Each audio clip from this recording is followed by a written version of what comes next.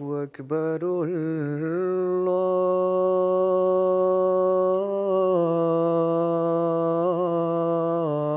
الله أكبر الله أكبر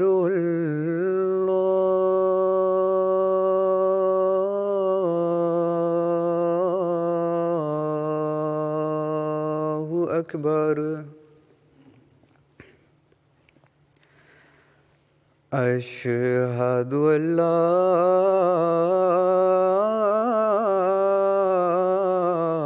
إله إلا الله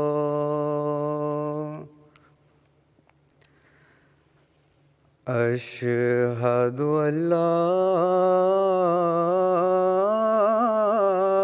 إله إلا الله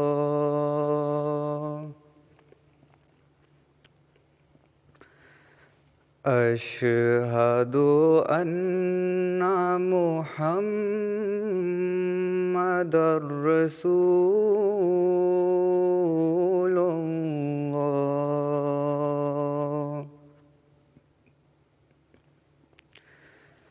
أشهد أن محمدًا رسول الله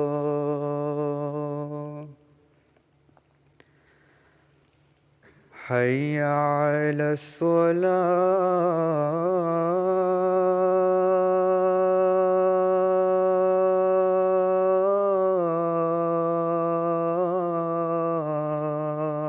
الصلاة حي على الصلاة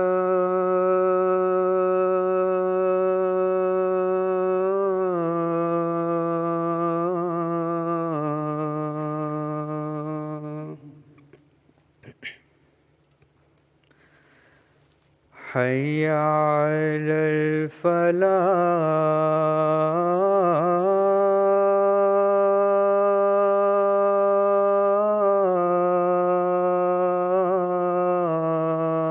الفلاح حي على الفلاح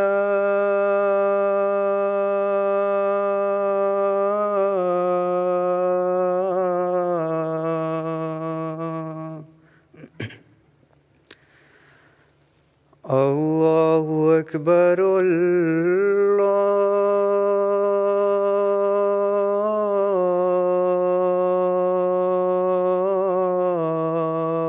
الله أكبر لا إله إلا الله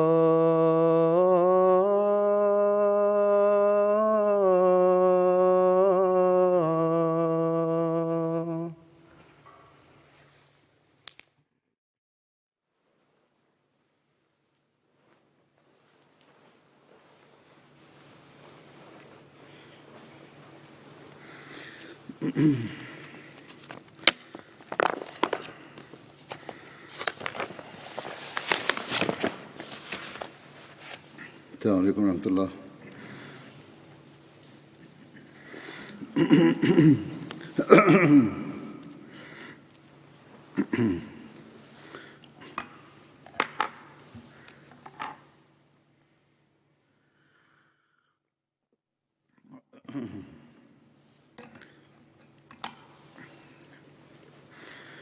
أشهد أن لا إله إلا الله وحده لا شريك له وأشهد أن محمدًا عبده ورسوله.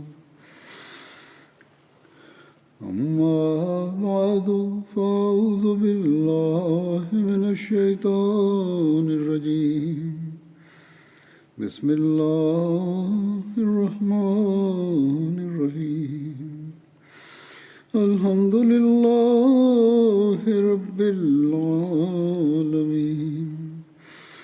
الرحمن الرحيم مالك يوم الدين إياك نعبد وإياك نستعين اهدنا الصراط المستقيم صراط الذين أنعمت عليهم غير المغضوب عليهم ولا الضالين.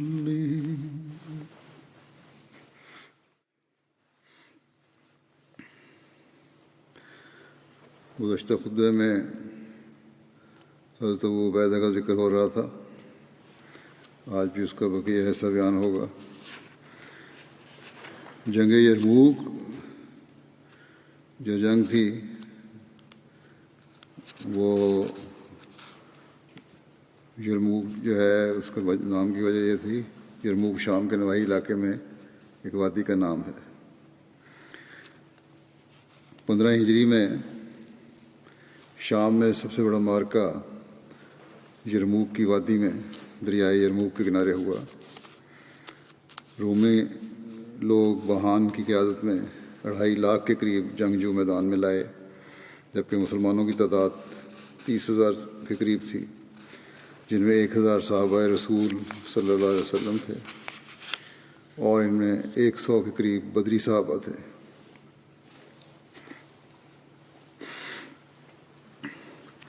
مشورے کے بعد عارضی طور پر ہمس سے اپنی فوجوں کو واپس بلایا مسلمانوں نے، اور وہاں کے عیسائیوں سے کہا کہ چونکہ ہم عارضی طور پر تمہاری حفاظت سے دستکش ہو رہے ہیں، لہذا تمہارا جزیہ تمہیں واپس کیا جاتا ہے، جو ٹیکس لیا جاتا تھا ان سے واپس کیا جاتا ہے، کیونکہ ہم تمہارے کام نہیں کر سکتے جس مقصد کے لیے یہ جزیہ لیا جا رہا ہے. چنانچہ ہمس والوں کو ان کا جزیہ واپس کیا گیا. یہ رقم کئی لاکھ کی تھی. جب یہ رقم انہیں واپس کی گئی تو عیسائی مسلمانوں کی حقیقت پسندی اور انصاف کی وجہ سے روتے تھے اور گھروں کی چھتوں پر چڑھ کر دعائیں کرتے تھے کہ اے رحم دل مسلمان حکمرانوں، خدا تمہیں پھر واپس لائے. مسلمانوں کے ہمت سے پیچھے ہٹنے کی وجہ سے رومیوں کی ہمت اور بھی بڑھ گئی اور وہ ایک عظیم لشکر کے ساتھ یرموک پہنچ کر مسلمانوں کے مقابلے پر خیمہ زن ہوئے. لیکن دل میں وہ مسلمانوں کے جوش ایمانی سے خائف بھی تھے، اس لیے صلح کی بھی مطمئن نہیں تھے. کوشش کر رہے تھے کہ صلح بھی ہو جائے. رومیوں کے سپہ سالار بہان نے جارج نامی رومی قاصد کو اسلامی لشکر کی طرف بھیجا. جب وہ اسلامی لشکر میں پہنچا تو مسلمان مغرب کی نماز ادا کر رہے تھے. اس نے مسلمانوں کو خشوع و خضوع اور خدا کے سامنے سجدہ ریز ہوتے دیکھا تو بہت متاثر ہوا. اس نے حضرت ابو عبیدہ سے چند سوالات کیے، جن میں سے ایک یہ تھا کہ حضرت عیسیٰ کے متعلق آپ کا کیا خیال ہے؟ حضرت ابو عبیدہ نے قرآن کریم کی آیت پڑھی کہ یا اہل الکتاب لا تغلوا فی دینکم ولا تقولوا علی اللہ الا الحق انما المسیح عیسی ابن مریم رسول اللہ وکلمتہ القاها الی مریم وروح منہ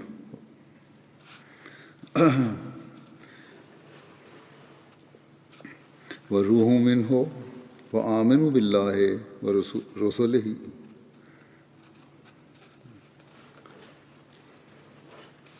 ولا تقولوا ثلاثہ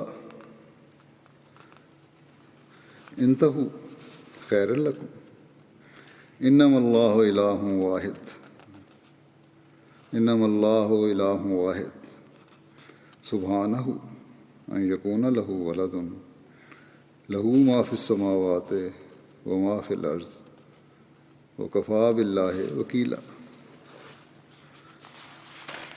کہ اے اہل کتاب اپنے دین میں حد سے تجاوز نہ کرو، اللہ کے متعلق حق کے سوا کچھ نہ کہو، یقیناً مسیح عیسیٰ ابن مریم محض اللہ کا رسول ہے اور اس کا کلمہ ہے جو اس نے مریم کی طرف اتارا، اور اس کی طرف سے ایک روح ہے، بس اللہ پر اور اس کے رسولوں پر ایمان لے آؤ اور تین مت کہو، باز آؤ کہ اس میں تمہاری بھلائی ہے، یقیناً اللہ ہی واحد معبود ہے، وہ پاک ہے اس سے کہ اس کا کوئی بیٹا ہو، اسی کا ہے جو آسمانوں میں ہے اور جو زمین میں ہے، اور بحیثیت کارساز اللہ بہت کافی ہے۔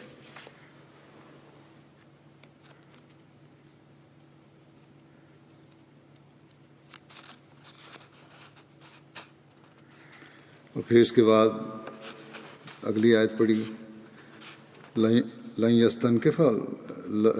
یستنکف المسیح ان یکون عبدا للہ ولا الملائکۃ المقربون،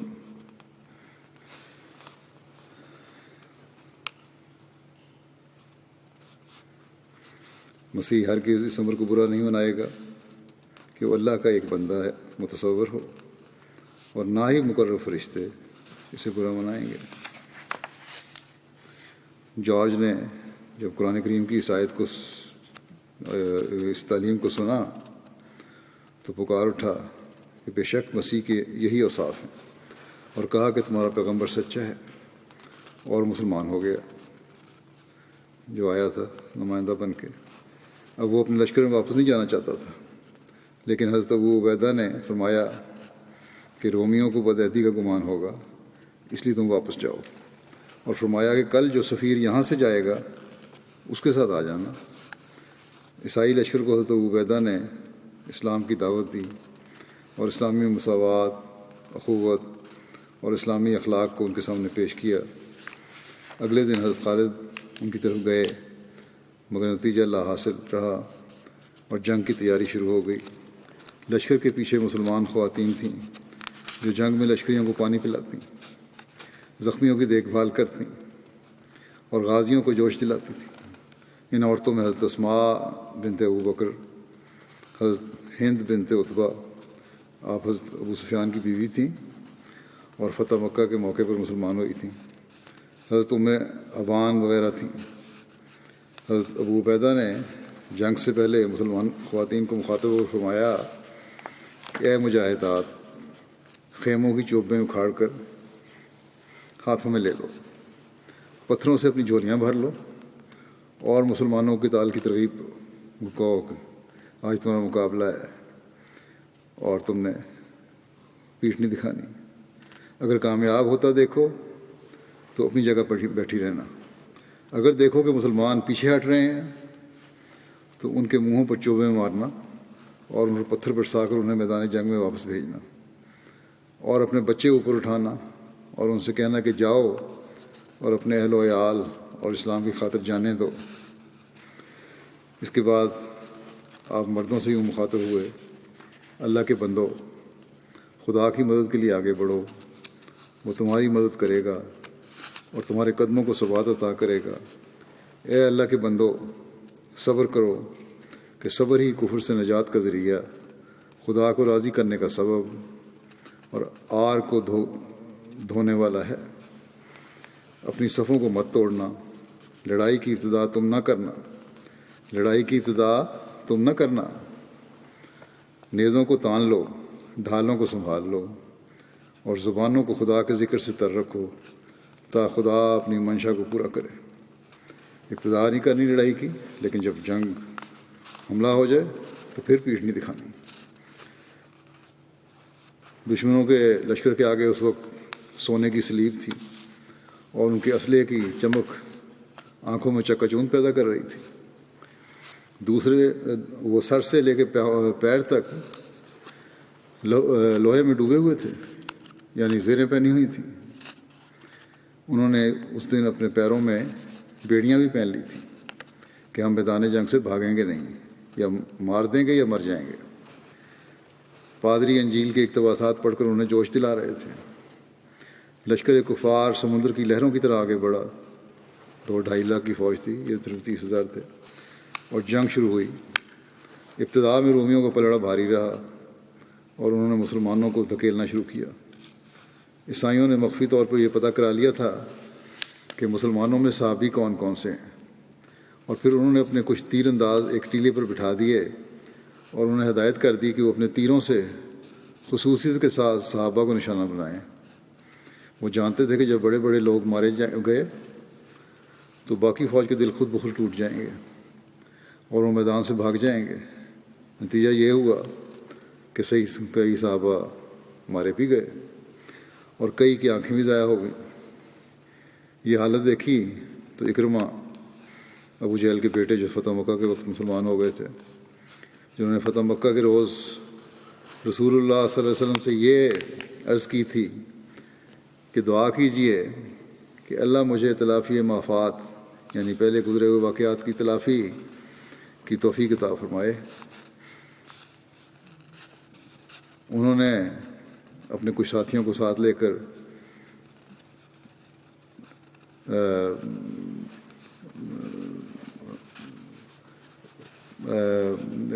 حضرت ابو عبیدہ کی خدمت میں حاضر ہوئے۔ وہ اپنے ساتھیوں کو لے کے حضرت ابو عبیدہ کی خدمت میں حاضر ہوئے اور انہوں نے عرض کی کہ صحابہ بہت بڑی خدمات کر چکے ہیں، اب ہم جو بعد میں آئے ہیں ہمیں ثواب حاصل کرنے کا موقع دیا جائے۔ ہم لشکر کے قلب میں، یعنی درمیان والے حصے میں حملہ کریں گے اور عیسائی جرنیلوں کو مار ڈالیں گے۔ حضرت ابو عبیدہ نے فرمایا کہ یہ بڑے خطرے کی بات ہے، اس طرح تو جتنے نوجوان جائیں گے وہ سب مارے جائیں گے۔ اکرمہ نے کہا کہ یہ ٹھیک ہے، مگر اس کے سوا کوئی چارہ بھی نہیں۔ کیا آپ یہ پسند کرتے ہیں کہ ہم نوجوان بچ جائیں اور صحابہ مارے جائیں؟ اب مسلمان ہوئے تو ایک ایمانی جوش تھا، اللہ تعالیٰ کی خاطر جان قربان کرنے کی ایک تڑپ تھی۔ اکرمہ نے بار بار اجازت چاہی کہ وہ 400 سپاہیوں کے ساتھ دشمن کے لشکر کے مرکزی حصے پر حملہ کریں گے۔ آخر حضرت ابو عبیدہ نے ان کے اصرار پر انہیں اجازت دے دی۔ اس پر انہوں نے لشکر کے مرکزی حصے پر حملہ کیا اور اسے شکست دے دی، لیکن اس لڑائی میں ان میں سے اکثر نوجوان شہید ہو گئے اور مسلمان رومیوں کو ان کی خندقوں کی طرف دھکیلتے ہوئے لے گئے جو ان رومیوں نے اپنے پیچھے بنائی ہوئی تھیں۔ چونکہ انہوں نے اپنے آپ کو زنجیروں سے باندھا بھی ہوا تھا تاکہ کوئی دوڑ نہ سکے، اس لیے وہ پے در پے ان خندقوں میں گرتے گئے۔ ایک گرتا تھا 10 اور بھی لے کے ساتھ ہی گرتا تھا، تو 80,000 کفار پیچھے ہٹتے ہوئے دریائے یرموک میں ڈوب کر مر گئے۔ 1 لاکھ رومیوں کو مسلمانوں نے میدان جنگ میں قتل کیا، مسلمان 3,000 کے قریب شہید ہوئے۔ یہ تھی جنگ یرموک۔ حضرت مسلم موعود اس کے بارے میں کچھ بیان فرماتے ہوئے فرماتے ہیں کہ جب خاتمے کے وقت، خاص طور پہ کہ جب جنگ ختم ہوئی تو مسلمانوں نے خاص طور پر اکرمہ اور ان کے ساتھیوں کو تلاش کیا تو کیا دیکھا کہ ان آدمیوں میں سے 12 شدید زخمی ہیں، ان میں ایک اکرمہ بھی تھے۔ ایک مسلمان سپاہی ان کے پاس آیا اور اکرمہ کی حالت دیکھی، بڑی خراب تھی۔ اس نے کہا، اے اکرمہ، میرے پاس پانی کی چھاگل ہے، تم کچھ پانی پی لو۔ اکرمہ نے منہ پھیر کر دیکھا تو پاس ہی حضرت عباس کے بیٹے حضرت فضل زخمی حالت میں پڑے ہوئے تھے۔ اکرمہ نے اس مسلمان سے کہا کہ میری غیرت یہ برداشت نہیں کر سکتی کہ جن لوگوں نے رسول اللہ صلی اللہ علیہ وسلم کی اس وقت مدد کی جب میں آپ کا شدید مخالف تھا، وہ اور ان کی اولاد تو پیاس کی وجہ سے مر جائے اور میں پانی پی کر زندہ رہوں۔ ایک نیا جذبہ قربانی کا پیدا تھا ایک دوسرے کی خاطر۔ اس لیے پہلے انہیں، یعنی حضرت فضل بن عباس کو پانی پلا لو، اگر کچھ بچ جائے تو پھر میرے پاس لے آنا۔ وہ مسلمان حضرت فضل کے پاس گیا، انہوں نے اگلے زخمی کی طرف اشارہ کیا اور کہا کہ پہلے اسے پانی پلاؤ، وہ مجھ سے زیادہ مستحق ہے۔ وہ اس زخمی کے پاس گیا تو اس نے اگلے زخمی کی طرف اشارہ کر کے کہا کہ وہ مجھ سے زیادہ مستحق ہے، پہلے اسے پلاؤ پانی۔ اس طرح وہ جس سپاہی کے پاس جاتا وہ اسے دوسرے کے پاس بھیج دیتا اور کوئی نہ پیتا۔ جب وہ آخری زخمی کے پاس پہنچا تو وہ فوت ہو چکا تھا۔ وہ واپس دوسرے کی طرف آیا، یہاں تک کہ اکرمہ تک پہنچا، مگر وہ سب فوت ہو چکے تھے۔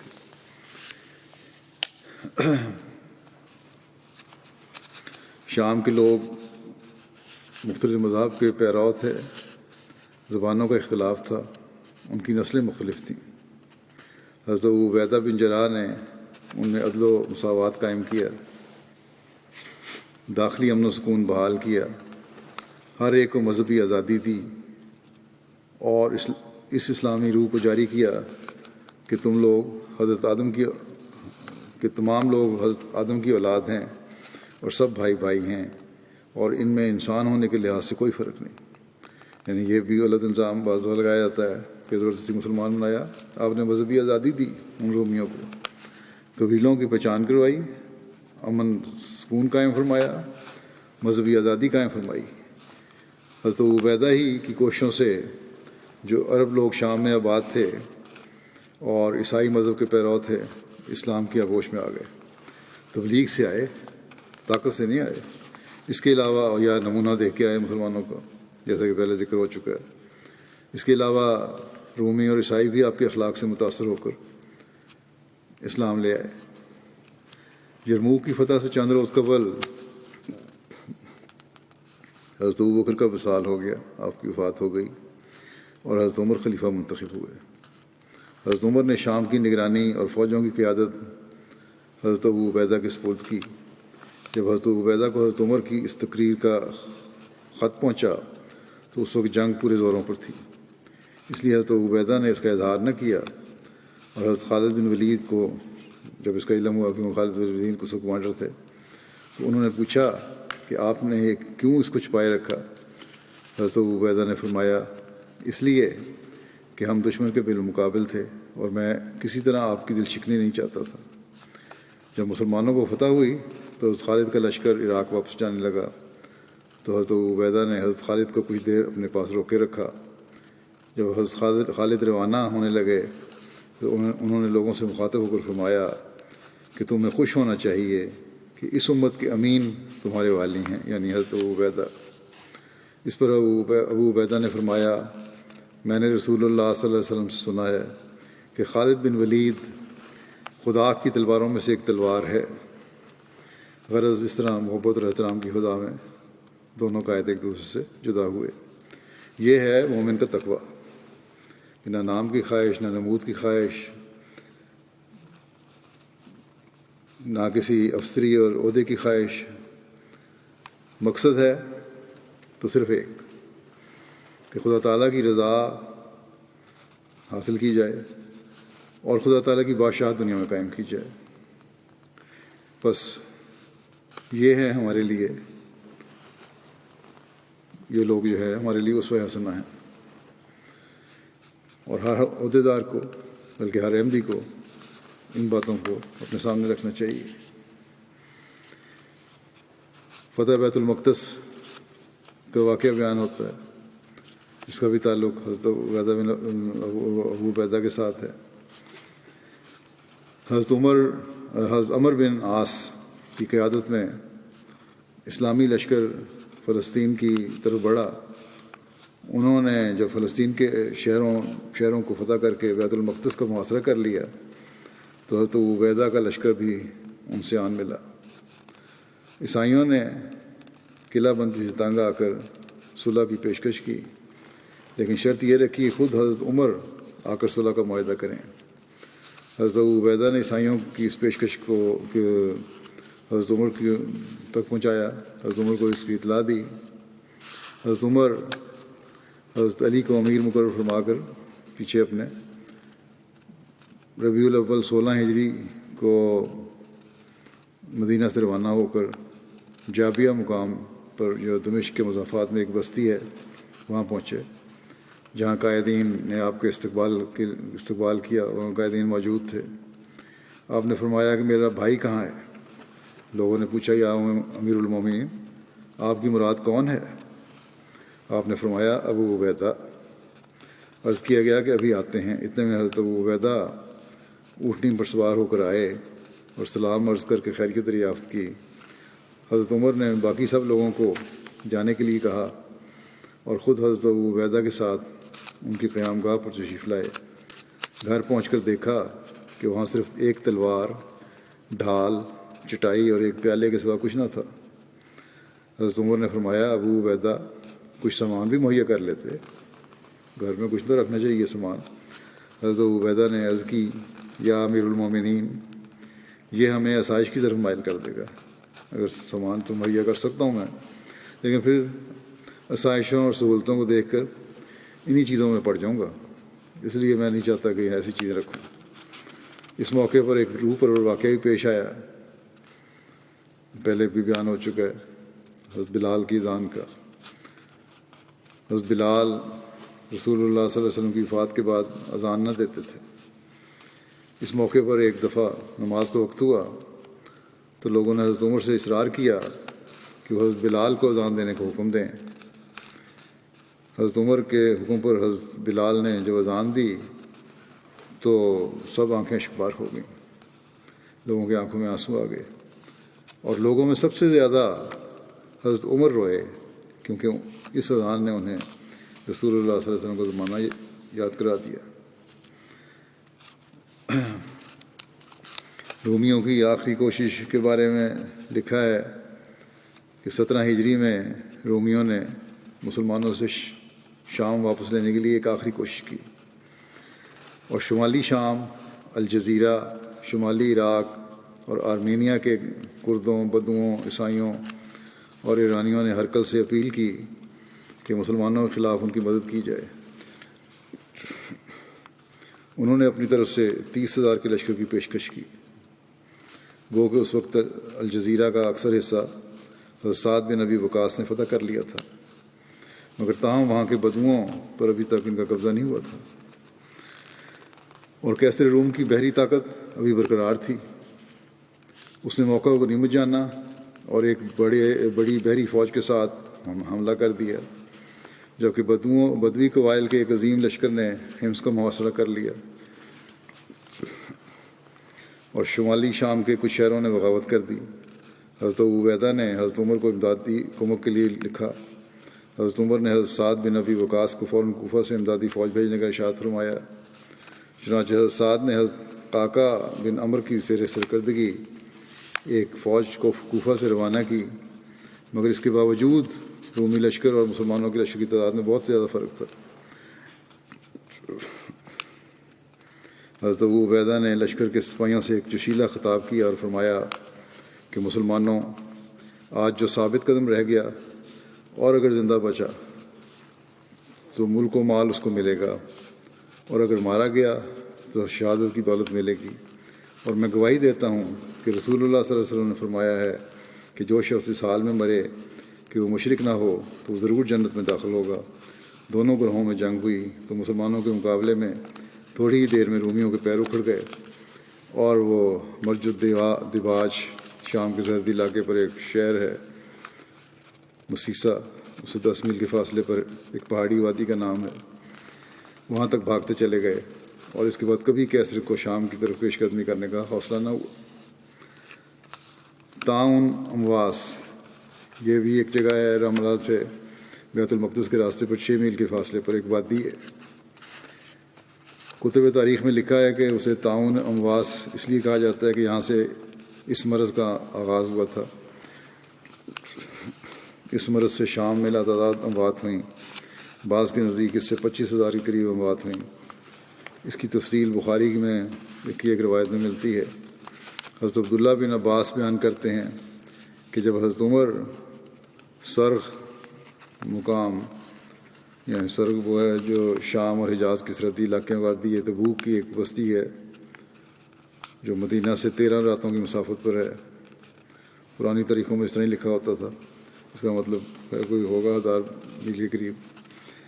وہاں پہنچے تو آپ کی ملاقات فوجوں کے امراء حضرت ابو عبیدہ اور ان کے ساتھیوں سے ہوئی۔ ان لوگوں نے حضرت عمر کو بتایا کہ شام کے ملک میں طاعون کی وبا پھوٹ پڑی ہے۔ حضرت عمر نے اپنے پاس مشورے کے لیے اولین مہاجرین کو بلایا۔ حضرت عمر نے ان سے مشورہ کیا، مگر مہاجرین میں اختلاف رائے ہو گئی۔ بعض کا کہنا تھا کہ یہاں سے پیچھے نہیں ہٹنا چاہیے، جبکہ بعض نے کہا کہ اس لشکر میں رسول اللہ صلی اللہ علیہ وسلم کے صحابہ کرام شامل ہیں اور ان کو اس وبا میں ڈالنا مناسب نہیں۔ حضرت عمر نے مہاجرین کو بلوایا، مہاجرین کو واپس بھجوا دیا اور انصار کو بلایا اور ان سے مشورہ لیا، مگر انصار کی رائے میں بھی مہاجرین کی طرح اختلاف ہو گیا۔ حضرت عمر نے انصار کو بھجوایا اور پھر فرمایا کہ قریش کے بوڑھے لوگوں کو بلاؤ جو فتح مکہ کے وقت اسلام قبول کر کے مدینہ آئے تھے۔ ان کو بلایا گیا۔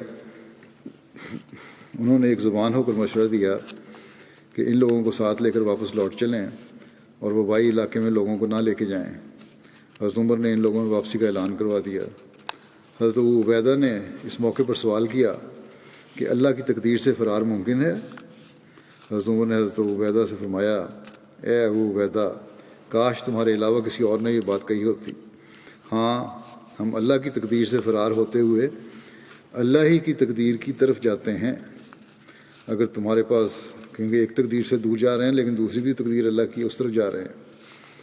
فرمایا کہ اگر تمہارے پاس اونٹ ہوں اور تم ان کو لے کر ایسی وادی میں اترو جس کے دو کنارے ہوں، ایک سرسبز ہو اور دوسرا خشک ہو، تو کیا ایسا نہیں ہے کہ اگر تم اپنے اونٹوں کو سرسبز جگہ پہ چراؤ تو وہ اللہ کی تقدیر سے ہے، اور اگر تم ان کو خشک جگہ پر چراؤ تو وہ بھی اللہ کی تقدیر سے ہے؟ راوی کہتے ہیں کہ اتنے میں حضرت عبد الرحمن بن عوف بھی آ گئے، جو پہلے اپنی کسی مصروفیت کی وجہ سے حاضر نہیں ہو سکے تھے۔ انہوں نے عرض کیا کہ میرے پاس اس مسئلے کا علم ہے، میں نے رسول اللہ صلی اللہ علیہ وسلم کو یہ فرماتے ہوئے سنا ہے۔ حضرت عبد الرحمن بن عوف نے کہا، میں نے سنا ہے حضرت صلی اللہ علیہ وسلم سے کہ جب تم کسی جگہ کے بارے میں سنو کہ وہاں کوئی وبا پھوٹ پڑی ہے تو وہاں مت جاؤ، اور اگر کوئی مرض کسی ایسی جگہ پر پھوٹ پڑے جہاں تم رہتے ہو تو وہاں سے فرار ہوتے ہوئے باہر بھی مت نکلو۔ اس پر حضرت عمر نے اللہ کا شکر ادا کیا اور واپس لوٹ گئے۔ طاعون امواس کے بارے میں حضرت مسلم بیان فرماتے ہیں کہ حضرت عمر رضی اللہ عنہ جب شام تشریف لے گئے اور وہاں طاعون پڑ گئی جو طاعون امواس کے نام سے مشہور ہے، اور حضرت ابو عبیدہ اور اسلامی لشکر نے آپ کا استقبال کیا، تو اس وقت صحابہ نے مشورہ دیا کہ چونکہ اس وقت علاقے میں طاعون کی وبا پھیلی ہوئی ہے، اس لیے آپ کو واپس تشریف لے جانا چاہیے۔ حضرت عمر نے ان کے مشورے کو قبول کر کے فیصلہ کر لیا کہ آپ واپس لوٹ جائیں گے۔ حضرت ابو عبیدہ ظاہر پر بڑا اصرار کرنے والے تھے۔ انہوں نے جب اس فیصلے کا علم ہوا تو انہوں نے کہا، اتفروا من القضاء، کیا آپ قضاء الہی سے بھاگ رہے ہیں؟ حضرت عمر نے کہا، افروا من قضاء اللہ الا قدر اللہ، کہ میں اللہ تعالیٰ کی قضاء سے اس کی قدر کی طرف بھاگ رہا ہوں۔ یعنی اللہ تعالیٰ کا ایک خاص فیصلہ ہے اور ایک عام فیصلہ ہے، یہ دونوں فیصلے اسی کے ہیں، کسی اور کے نہیں ہیں۔ بس میں اس کے فیصلے سے بھاگ نہیں رہا، بلکہ اس کے ایک فیصلے سے اس کے دوسرے فیصلے کی طرف جا رہا ہوں۔ تاریخوں میں لکھا ہے کہ حضرت عمر کو جب طاعون کی خبر ملی اور آپ نے مشورہ کے لیے لوگوں کو اکٹھا کیا تو آپ نے دریافت فرمایا کہ شام میں تو پہلے بھی طاعون پڑا کرتی ہے، پھر لوگ ایسے مواقع پر کیا کرتے ہیں، کیا کیا کرتے ہیں؟ انہوں نے بتایا کہ جب طاعون پھیلتی ہے تو لوگ بھاگ کر ادھر ادھر چلے جاتے ہیں اور طاعون کا زور ٹوٹ جاتا ہے، یعنی کہ ارد گرد کے علاقوں میں باہر کھلے جگہوں پہ چلے جاتے ہیں بجائے شہر میں رہنے کے۔ اسی مشورے کی طرف آپ نے اشارہ کرتے ہوئے فرمایا کہ خدا تعالیٰ نے ایک عام قانون بھی بنایا ہوا ہے کہ جو شخص طاعون کے مقام سے بھاگ کر ادھر ادھر کھلی ہوا میں چلا جائے وہ بچ جاتا ہے۔ بس جبکہ یہ قانون بھی خدا تعالیٰ کا ہی بنایا ہوا ہے تو میں اس کے کسی قانون کی خلاف ورزی نہیں کر رہا، بلکہ اس کی قضاء سے قدر کی طرف لوٹ رہا ہوں، یعنی خدا تعالیٰ کے خاص قانون کے مقابلے میں اس کے عام قانون کی طرف جا رہا ہوں۔ بس تم یہ نہیں کہہ سکتے کہ میں بھاگ رہا ہوں، میں صرف ایک قانون سے اس کے دوسرے قانون کی طرف جا رہا ہوں۔ حضرت عمر مدینہ واپس آ گئے، مگر آپ کو طاعون کے پھیلنے کی وجہ سے بہت گھبراہٹ اور پریشانی تھی۔ ایک دن حضرت عمر نے حضرت ابو عبیدہ کو خط بھجوایا کہ مجھے تم سے ایک ضروری کام ہے، اس لیے جب تمہیں یہ خط پہنچے تو فوراً مدینہ کے لیے روانہ ہو جانا۔ اگر خط رات کو پہنچے تو صبح ہونے کا انتظار نہ کرنا، اور اگر خط صبح پہنچے تو رات ہونے کا انتظار نہ کرنا۔ حضرت ابو عبیدہ نے جب وہ خط پڑھا کہنے لگے کہ میں امیر المومنین کی ضرورت کو جانتا ہوں۔ اللہ حضرت عمر پر رحم کرے، وہ اسی باقی رکھنا چاہتے ہیں جو باقی رہنے والا نہیں۔ خط سمجھ گئے کیا گھبراہٹ کس وجہ سے ہے۔ پھر اس خط کا جواب دیا کہ یا امیر المومنین، میں آپ کی منشا کو سمجھ گیا ہوں، مجھے نہ بلائیے، یہیں رہنے دیجیے۔ میں مسلمان سپاہیوں میں سے ایک ہوں، جو مقدر ہے وہ ہو کر رہے گا، میں ان سے کیسے منہ موڑ سکتا ہوں۔ حضرت عمر نے جب وہ خط پڑھا تو آپ رو پڑے۔ وہاں حاضرین بیٹھے ہوئے تھے، انہوں نے پوچھا یا امیر المومنین، کیا حضرت ابو عبیدہ فوت ہو گئے؟ آپ نے فرمایا نہیں، لیکن شاید ہو جائیں۔ پھر حضرت عمر نے حضرت ابو عبیدہ کو لکھا کہ مسلمانوں کو اس خطے سے نکال کر کسی صحت افزا مقام پر لے جاؤ۔ جب بھی کوئی مسلمان سپاہی تعاون سے شہید ہوتا تو حضرت ابو عبیدہ رو پڑتے اور اللہ سے شہادت طلب کرتے۔ ایک روایت میں ہے کہ اس وقت آپ یہ دعا پڑھتے کہ اے اللہ، کیا وہ ابو عبیدہ کی آل کا اس میں یعنی شہادت میں حصہ نہیں؟ ایک دن حضرت ابو عبیدہ کی انگلی پر ایک چھوٹی سی پھنسی نمودار ہوئی۔ اس کو دیکھ کر آپ نے کہا امید ہے کہ اللہ اس تھوڑے میں برکت ڈالے گا، اور جب تھوڑے میں برکت ہو تو وہ بہت ہو جاتا ہے۔ ارباز بن ساریہ بیان کرتے ہیں کہ جب حضرت ابو عبیدہ تعاون سے بیمار ہوئے تو میں ان کی خدمت میں حاضر ہوا، تو حضرت ابو عبیدہ نے میرے سے فرمایا کہ میں نے رسول اللہ صلی اللہ علیہ وسلم سے سنا ہے کہ جو تعاون سے مرے وہ شہید ہے، جو پیٹ کی بیماری سے مرے وہ شہید ہے، جو ڈوب کر مرے وہ شہید ہے، اور جو چھت کے گرنے سے دب کر مر جائے وہ شہید ہے۔ جب حضرت ابو عبیدہ کا آخری وقت آیا تو لوگوں سے فرمایا کہ لوگوں، میں تمہیں ایک وصیت کرتا ہوں، اگر قبول کرو گے تو فائدے میں رہو گے۔ نصیحت یہ ہے کہ نماز کو قائم کرنا، زکوٰۃ ادا کرنا، رمضان کے روزے رکھنا، صدقہ دیتے رہنا، حج کرنا، عمرہ کرنا، ایک دوسرے کو اچھی باتوں کی تاکید کرنا، اپنے امراء سے خیر خواہی کرنا، انہیں دھوکہ نہ دینا۔ دیکھو تمہیں عورتیں تمہارے فرائض سے غافل نہ کر دیں۔ اگر آدمی 1000 سال بھی زندہ رہے تب بھی ایک دن اسے اس دنیا سے رخصت ہونا ہے، جیسا میں رخصت ہوا چاہتا ہوں۔ اللہ نے بنی آدم کے لیے موت مقدر کر رکھی ہے، ہر شخص مرے گا۔ عقل مند وہ ہے جو موت کے لیے تیار رہتا ہے اور اس دن کے لیے تیاری کرتا ہے۔ امیر المومنین کو میرا سلام پہنچا دینا اور عرض کرنا کہ میں نے تمام امانتیں ادا کر دی ہیں۔ پھر حضرت ابو عبیدہ نے فرمایا کہ مجھے میرے فیصلہ کے مطابق یہیں دفن کر دینا۔ چنانچہ اردن کی زمین میں وادی بیسان آپ کی قبر ہے۔ بعض روایات کے مطابق حضرت ابو عبیدہ بن جراح جابیہ سے بیت المقدس کی طرف نماز پڑھنے کے لیے جا رہے تھے تو راستے میں آپ کی وفات کا وقت آ گیا، اور دوسری روایت کے مطابق آپ کی وفات شام کے علاقہ فہل میں ہوئی اور آپ کی قبر بیسان مقام کے پاس ہے۔ حضرت ابو عبیدہ نے مرض الموت میں حضرت معاذ بن جبل کو اپنا قائم مقام مقرر فرمایا۔ جب حضرت ابو عبیدہ کی وفات ہوئی تو حضرت معاذ نے لوگوں سے کہا، لوگو، آج ہم میں سے وہ شخص جدا ہوا ہے جس سے زیادہ صاف دل، بے کینہ، لوگوں سے محبت کرنے والا اور ان کا خیر خواہ میں نے نہیں دیکھا۔ دعا کرو کہ اللہ اس پر اپنی رحمت نازل فرمائے۔ حضرت ابو عبیدہ بن جراح نے 18 ہجری میں وفات پائی، اس وقت آپ کی عمر 58 سال تھی۔ ایک دفعہ حضرت عمر نے حضرت ابو عبیدہ کو 4000 درہم اور 400 دینار بھجوائے اور اپنے قاصد سے فرمایا کہ دیکھنا وہ اس مال کا کیا کرتے ہیں۔ چنانچہ جب وہ قاصد یہ مال لے کر حضرت ابو عبیدہ کے پاس پہنچا تو حضرت ابو عبیدہ نے ساری رقم لوگوں میں تقسیم کر دی۔ قاصد نے یہ تمام واقعہ حضرت عمر سے بیان کیا، جس پر حضرت عمر نے فرمایا، اللہ کا شکر ہے کہ اس نے اسلام میں ابو عبیدہ جیسے پیدا کیے۔ حضرت عمر نے ایک دفعہ اپنے ساتھیوں سے کہا، کسی چیز کی خواہش کرو۔ کسی نے کہا، میری خواہش ہے کہ یہ گھر سونے سے بھر جائے اور میں اسے اللہ کی راہ میں خرچ کروں اور صدقہ کر دوں۔ ایک شخص نے کہا کہ میری خواہش ہے کہ مکان ہیرے جواہرات سے بھر جائے اور میں اس کو اللہ کی راہ میں خرچ کروں اور صدقہ کر دوں۔ پھر حضرت عمر نے کہا، اور خواہش کرو۔ انہوں نے کہا، اے امیر المومنین، ہمیں سمجھ نہیں آ رہی کہ ہم کیا خواہش کریں۔ حضرت عمر نے فرمایا، میری یہ خواہش ہے، یہ گھر حضرت ابو عبیدہ بن جراح اور حضرت معاذ بن جبل اور سالم مولا ابو حذیفہ اور حضرت حذیفہ بن یمان جیسے لوگوں سے بھرا ہوا ہو، یعنی ایسے وہ لوگ ہوں۔ اس کیا خوش قسمت ہیں یہ لوگ جو دنیا میں بھی اللہ تعالیٰ کی رضا حاصل کرنے والے تھے اور اگلے جہان میں بھی اس کی رضا حاصل کرنے والے ہیں۔ ان کا ذکر آج ختم ہوا۔ میں کچھ جنازے پڑھاؤں گا، ان کا ذکر ہے۔ ایک ہمارے شہید ہیں جو پچھلے دنوں میں شہید ہوئے تھے، پروفیسر ڈاکٹر نعیم الدین خٹک صاحب، ابن فضل الدین خٹک صاحب، ضلع پشاور۔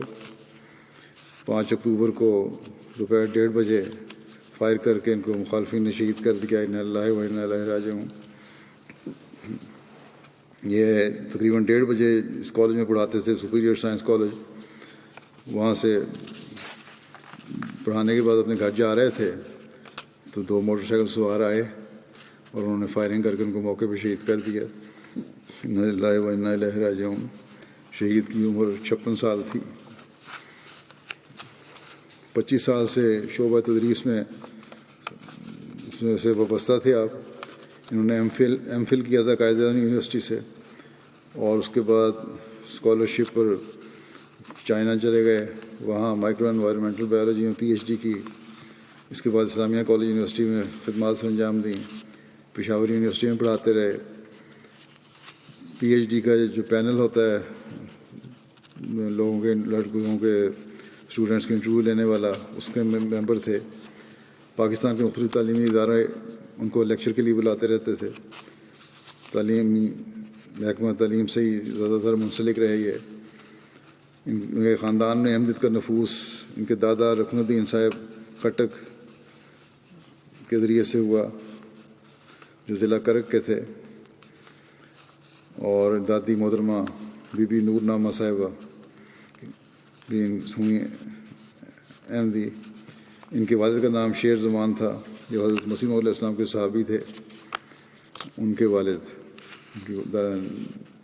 دادی کے والد، اور قادیان سے واپسی پر حضور علیہ السلام کی طرف سے انہیں کرتا مبارک بھی تحفہ ملا تھا، جو ان کی فیملی میں ابھی تک ہے، تبرک ہے۔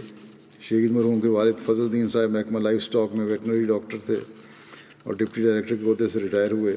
معروف شاعر بھی تھے۔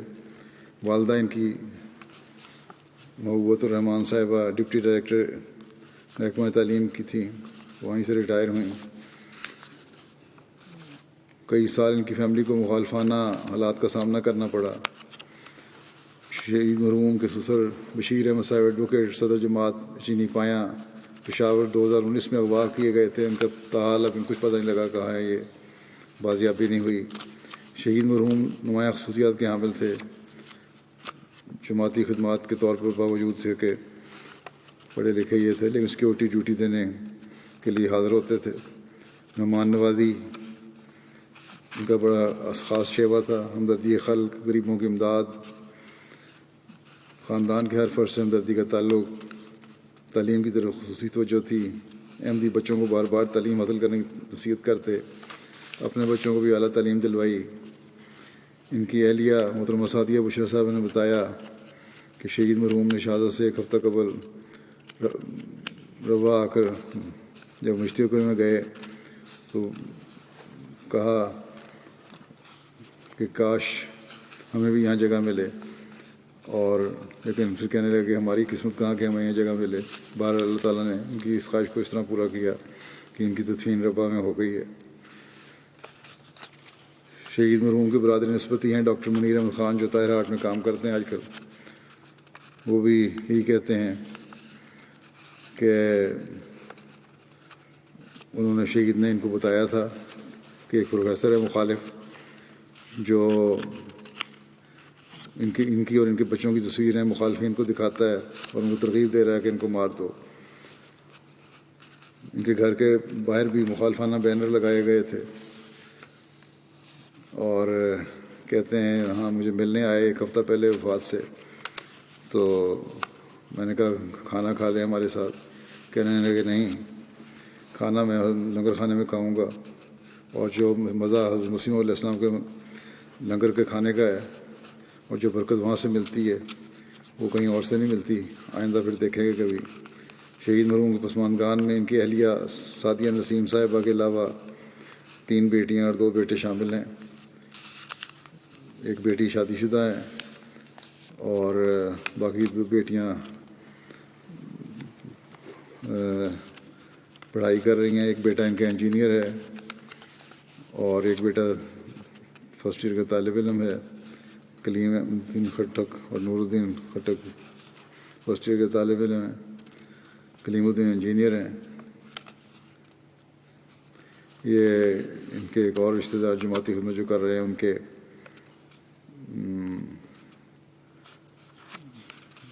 نوید احمد صاحب امیر جماعت پشاور جو ہیں وہ بھی ان کے برادری نسبتی ہیں. اللہ تعالیٰ مرحوم سے مغفرت و رحم کا سلوک فرمائے اور ان کے لوائقین کو بھی صبر عطا فرمائے. دوسرا جنازہ ہے عزیزم اسامہ صادق، طالب علم جامعہ احمدیہ جرمنی کے تھے. ابن محمد صادق صاحب گزشتہ دنوں دریائے رائن میں جرمنی میں ڈوب کر وفات پا گئے. انا للہ و انا الیہ راجعون. وفات کے وقت عزیزم کی عمر 20 سال تھی. پاکستان سے چک سکندر گجرات کے رہنے والے تھے. بہن بھائیوں میں سب سے چھوٹے تھے. ان 5 بہنیں اور ایک بھائی شامل ہیں ان کے لوائقین میں والدین کے علاوہ. ان کے خاندان میں بھی احمدیت ان کے ددیال کی طرف سے مسلم موت کے دور میں آئی تھی اور ان کے دادا اپنے 2 بھائیوں سمیت احمدی ہوئے تھے. بعد میں دوسرے تو پھر گئے احمدیت سے، لیکن یہ ان کے دادا قائم رہے احمدیت پر. ننیال میں احمدیت ان کے پڑنانا حضرت شاہ محمد صاحب اور ان کے والد حضرت لنگر محمد صاحب کے ذریعے آئی، جو حضرت مسیح موعود علیہ السلام کے صحابہ میں سے تھے، جنہوں نے 1903 میں حضرت مسیح موعود کے ہاتھ پر جیل میں بیعت کی تھی. چک سکندر میں 1989 میں جماعتی حالات بہت خراب ہو گئے تھے. احمدیوں کے خلاف بہت جلوس نکالے گئے تو عزیز ان کے والدین کو بھی بڑی مخالفت کا سامنا کرنا پڑا. ان کی والدہ کو عزیزم کی والدہ کو بھی زد و کوب کیا گیا. ان کے والد صادق صاحب پر جھوٹا مقدمہ بنایا گیا جو 7 سال تک چلتا رہا. بہرحال پھر یہ جرمنی آ گئے اور یہاں آ کے پھر کچھ ابتدائی تعلیم تو اس نے وہیں سے حاصل کی تھی. یہاں آ کے جامعہ میں داخل لیا عزیز نے اور جامعہ احمدیہ کا 3 سال حال ہی مکمل کیا تھا. لیکن بہرحال اللہ تعالیٰ کی تقدیر تھی کہ اس کو اپنے پاس بلا لیا. ان کے والد کا کہنا ہے کہ میں مرحوم کی جتنی بھی تعریف کروں تھوڑی ہے، کیونکہ اس نے تھوڑی سی عمر میں بہت کام کیے. وہ ایک طالب علم ہوتے ہوئے بہت ہی ہونہار بچہ تھا.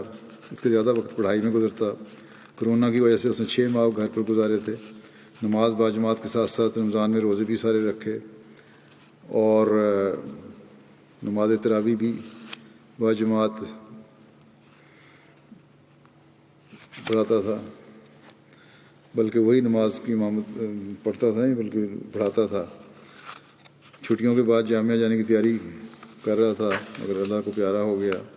والدہ ان کی کہتی ہیں بے پناہ خوبیوں کے مالک تھا اور بڑی ذمہ داری سے ہر کام کرتا تھا اور یہ بھی کہ جلد مکمل ہو جائے.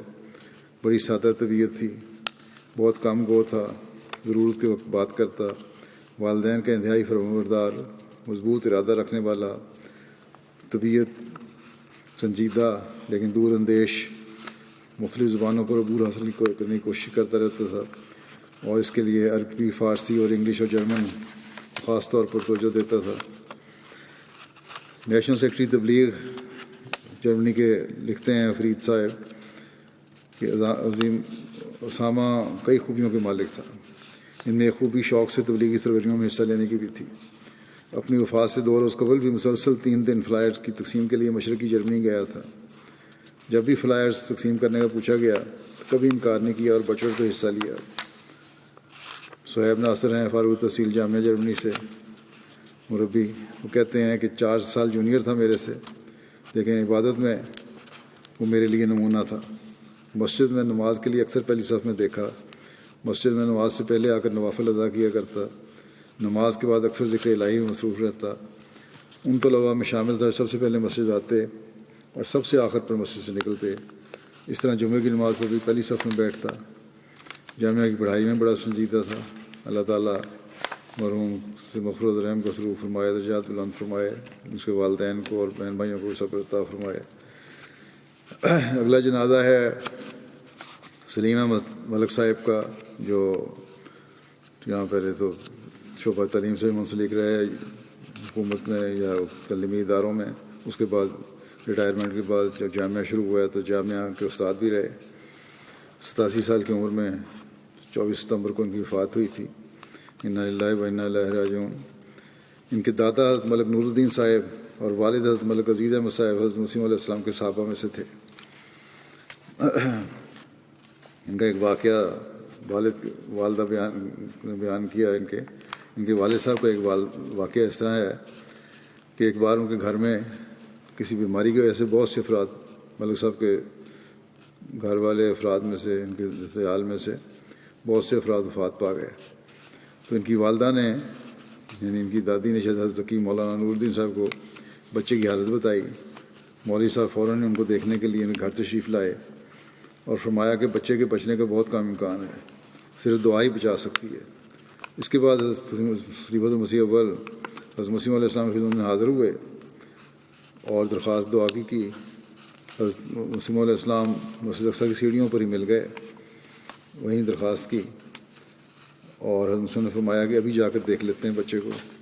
چنانچہ حضرت مسیم علیہ السلام بھی ان کے گھر تشریف لے گئے اور گھر آ کے بچے کے ماتھے پر اپنا ہاتھ رکھا اور فرمایا کہ یہ بچہ انشاءاللہ ٹھیک ہو جائے گا. چنانچہ حضور اقدس کی دعا کا ہی معجزہ تھا کہ ٹھیک ہو گیا بچہ اور پھر مرحوم کے والد 70 سال تک زندہ رہے. سلیم ملک صاحب نے ابتدائی تعلیم قادیان سے حاصل کی تھی. قیام پاکستان کے بعد سیال کوٹ میں مقیم ہو گئے, وہیں تعلیم حاصل کی کالج میں. پھر کراچی تشریف لے گئے, وہاں سائنس کے مضامین میں تعلیم حاصل کی. 1960 میں UK آ گئے. یہاں ریڈنگ یونیورسٹی میں کئی سال تک جیولوجیکل کیمسٹری میں پروفیسر رہے. ابتدا سے مرحوم کو UK جماعت میں مختلف شعبوں میں کام کی توفیق ملی. نیشنل سیکرٹری تعلیم و تربیت مقرر ہوئے. لمبا عرصہ تک سیکرٹری امور خارجہ رہے. جماعت کے انٹرنیشنل ریلیشنز کے شعبے میں بہت کام کیا. احمدیوں کے حالات کا جائزہ لینے والی ہیومن رائٹس کمیٹی کے ساتھ 2 مرتبہ پاکستان جا کر رپورٹ تیار کرنے کی توفیق پائی. بہت بڑا انٹرنیشنل ایکسپو ہر سال دنیا کے مختلف ملکوں میں لگایا جاتا ہے. ملک صاحب مرحوم کو 1992 میں UK اور اسپین میں جماعت کا اسٹال لگانے اور ان کو آرگنائز کرنے کا موقع ملا. 1997 میں جامعہ احمدیہ کے قیام کے بارے میں جو کمیٹی حضرت خلیفۃ مسیح ثالث رابع نے قائم فرمائی تھی, اس میں آپ نے سلیم ملک صاحب کو بھی شامل فرمایا. اسی طرح جامعہ احمدیہ UK کے آغاز سے قبل کی جانے والی متعدد کمیٹیوں کا میں بھی حصہ لیتے رہے. جامعہ احمدیہ UK کے آغاز پر آپ کو چیف ایڈمنسٹریٹر مقرر کیا گیا. یہ ذمہ داری 13 نومبر 2005 تک سے انجام دیتے رہے. جامعہ احمدیہ کے طلباء کو انگریزی اور تاریخ پڑھانے کی توفیق ملی جو وفات تک جاری رہی. جب اسلام آباد خریدا گیا تو خلیفۃ مسیح رابع کی ہدایت پر آپ کو وہاں باقاعدہ لائبریری بنانے کی بھی توفیق ملی. مرحوم انتہائی دیندار, نماز و روزہ کے پابند, لوگوں کے ساتھ انتہائی پیار محبت کرنے والے, خوش گفتار, داعی اللہ, مہمان نواز, خلافت سے انتہائی محبت کرنے والے, اخلاص و وفا کا تعلق رکھنے والے بزرگ تھے.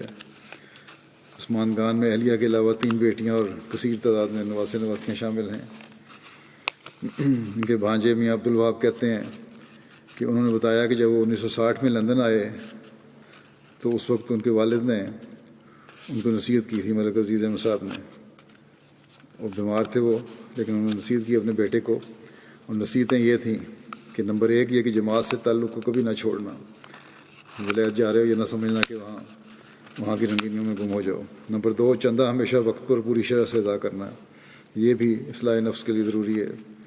نمبر 3 کوئی بھی جب مدد مانگے تو پیچھے نہیں ہٹنا, چاہے اس سے جتنی بھی تنگی آئے. چنانچہ کہتے ہیں میں نے والدین کی نصیحتوں پر ہمیشہ عمل کیا. اور یہ ان کے بھانجے لکھتے ہیں, انہوں نے تو نہیں بتایا لیکن بعد میں میرے علم میں آیا کہ ایک دفعہ انہیں کسی عزیز کو ضرورت تھی رقم کی بڑی, تو اپنا مکان بیچ کر اس کی ضرورت پوری کر دی, لیکن اللہ تعالیٰ نے پھر نوازا اور اس سے بڑا مکان ان کو مل گیا. علمی لحاظ سے بہت علمی آدمی تھے. میں بھی شروع میں جب ملا ہوں تو میرا نہیں خیال تھا, واقفیت نہیں تھی میری ان سے, تو میں سمجھتا تھا کہ بس ایک عام احمدی ہیں اور انگریزی پڑھا لیتے ہیں, انگریزی زبان اچھی ہوگی ان کی. لیکن بعد میں پتہ لگا کہ اخلاص و وفا میں بھی بہت بڑے ہوئے تھے یہ. اور ہر وقت جماعتی خدمت کے لیے تیار رہنے والے تھے. خلافت سے نمایاں تعلق اور عقیدت تھی ان کو. چلتے پھرتے علمی لحاظ سے چلتے پھرتے انسائکلوپیڈیا تھے. ہر موضوع پر، خاص طور پر تاریخ پر ان کو عبور تھا. اس کے علاوہ لٹریچر انگلش میں ہو یا اردو میں، اس سے بھی ان کو بہت شغف تھا. لیکن اپنے علم کی خود نمائی کبھی نہیں کرتے تھے. دوسروں کو دینی اور دنیاوی علم کی بڑھانے کی ترغیب دلاتے رہتے تھے.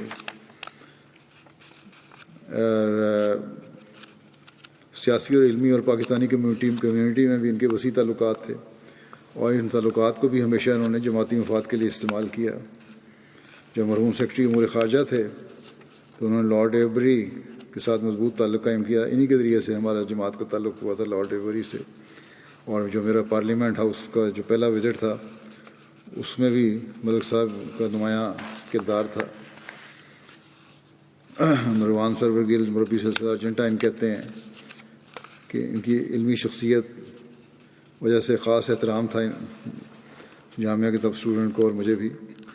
لیکن جامعہ سے فارغ ہونے کے بعد ذاتی نوعیت کا ایک تعلق قائم کیا انہوں نے. اور جب میری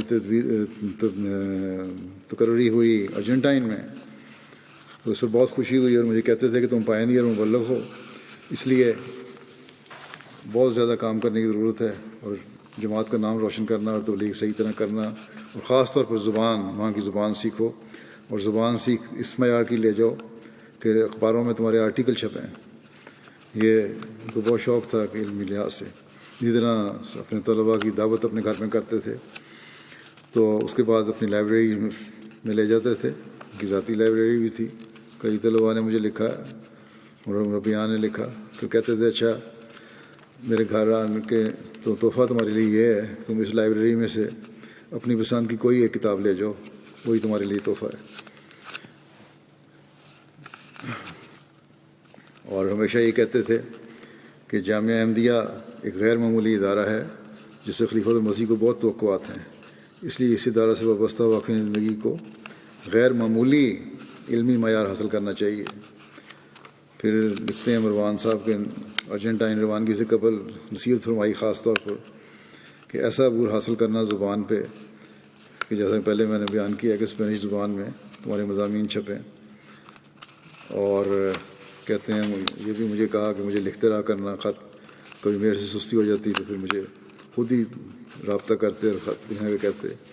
اللہ تعالیٰ مرحوم سے مغفرت اور رحم کا سلوک فرمائے، اور ان کے لوائقین کو، ان کے بچوں کو، ان کی نسلوں کو بھی اسی طرح وفا کے ساتھ خلافت و جماعت سے تعلق رکھنے کی توفیق عطا فرمائے. پھر نماز کے بعد ان کا جنازہ غائب پڑھاؤں گا.